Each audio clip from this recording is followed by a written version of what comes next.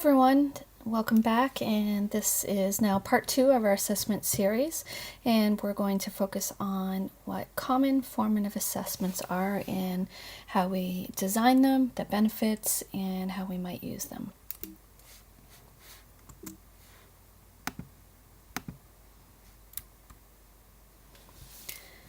So in thinking about assessments in general, we want to think about the various purposes of assessment, and there isn't necessarily one purpose of assessment, but there are lots of different ways that assessments can be used. So if you take a quick look at this screen, it provides a number of ways that assessments can help us out. So it could identify if students have mastered particular concepts or skills and the standards. And we talked a lot about that in our part 1 of our series.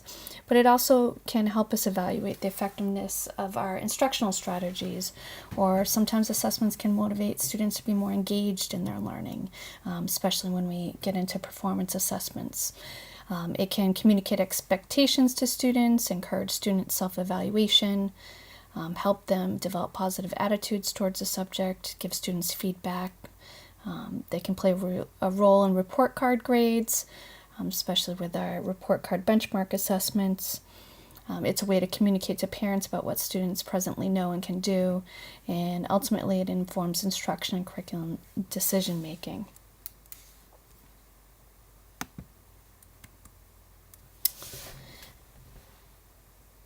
But one thing that we always want to keep in mind is assessments can help us know, if designed well, help us know if students have learned what we want them to learn. So look over here at this cartoon that perhaps you've seen before, but it says, "I've taught Spot to whistle," and then the other boy says, "I can't hear him whistling," and then I say, "I never said he learnt it." And so sometimes we may teach a student something, but our assessments really, if designed well, can help us know if the students actually learned what we thought we taught them. The focus of this part of the series is on formative assessments. And formative assessment is a process used by teachers and students during instruction that provides feedback to adjust ongoing teaching and learning to improve students' achievement of intended instructional outcomes. Formative assessment can have a huge impact on student learning. It would have 20 to 30 times as much positive impact on learning than the most popular current initiatives. Formative assessments are about 10 times more cost effective as reducing class size, if we're talking about impact on student learning. They would add between 6 and 9 months of additional learning growth per year if used frequently and used well. And they can account for as much as 400% speed of learning differences. Students would learn 4 times as fast as a result of its consistent use.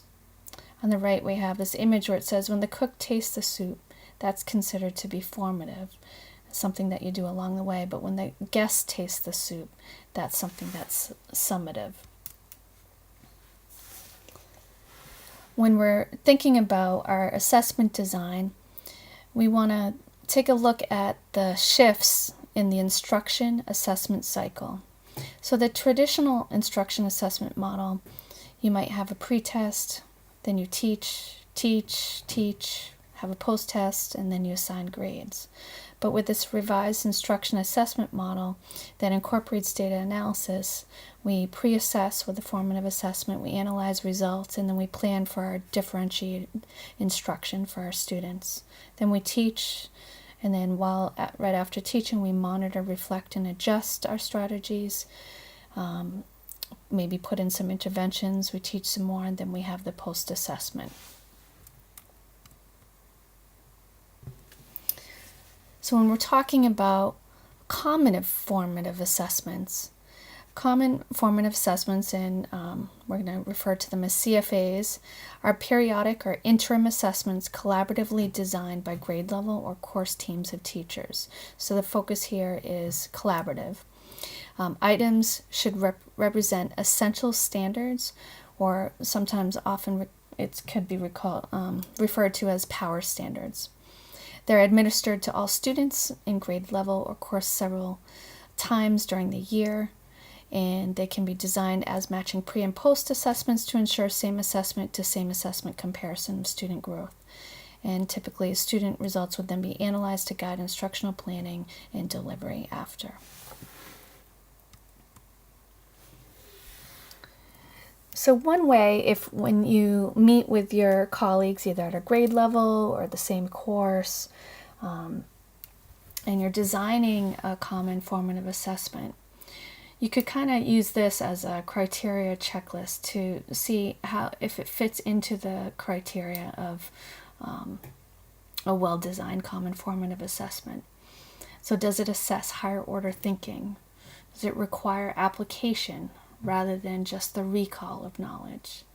Does it assess learning in a new context? Provide immediate feedback to the teacher and to the learner? Does it give results in time to make meaningful instructional adjustments? Does it actively motivate and involve students in the process? Diagnose needs of individuals and classes? Prescribe follow-up actions? Are they frequent? Are they short assessments? Are they assessments for learning rather than assessments of learning? Are they teacher-created rather than standardized tests? Do they contain multiple types of problems? Are they collaboratively scored and analyzed? And are they based on power standards? Now, you might not have every one of those, but you definitely want to have a range of those various criteria in designing a common formative assessment.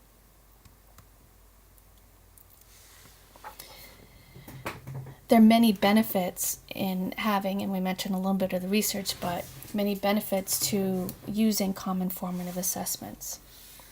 Regular and timely feedback regarding student attainment of the most critical standards will allow teachers to modify instruction to better meet the diverse learning needs of all students. Or multiple measure assessments allow students to demonstrate their understanding in a variety of formats rather than just one type of format.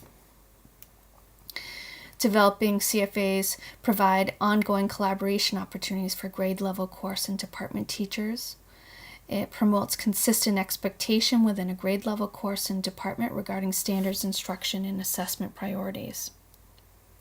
It helps you establish agreed upon criteria for proficiency to be met within each individual classroom, grade level, school, and district.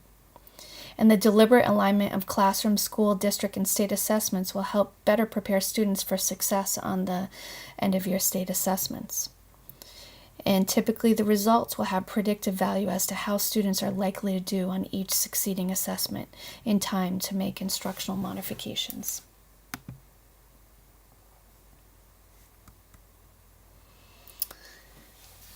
There are also benefits to teachers. By implementing a system of common formative assessments, teachers will be able to improve student achievement and facilitate their own professional development. By aligning content standards with assessments and purposeful instruction, teachers will develop a depth of knowledge about their content standards. They'll improve their ability to design assessments by looking closely at them. They'll learn to better link assessments with instruction. And that's the inter-alignment that we've talked about. And it helps them plan for intervention for students who continue to struggle with reading and writing and other areas. Some may ask, how often should we have common formative assessments? And the frequency is determined by the particular number of power standards teachers decide collectively to address during each short cycle of instruction. A recommended interval would be once every month, but many find that meeting 6 or more times during a school year is more realistic in the early stages of implementation. For our district strategic plan, we have laid out to minimally have 4 common assessments over the course of the year, and ideally to have it be 4 to 6, but as a starting point, to have 4 would be great. So what do you need to do when you're designing common formative assessments? First thing you want to do is identify essential power standards in the content areas for the grade level in the course. In doing so, you look at those standards, the high leverage standards, and you also look at how they connect to the big ideas of the enduring understandings and essential questions. And then you draft your initial pre and post assessments simultaneously in order to assess student understandings of the concept, skills, and big ideas from the Power Standards.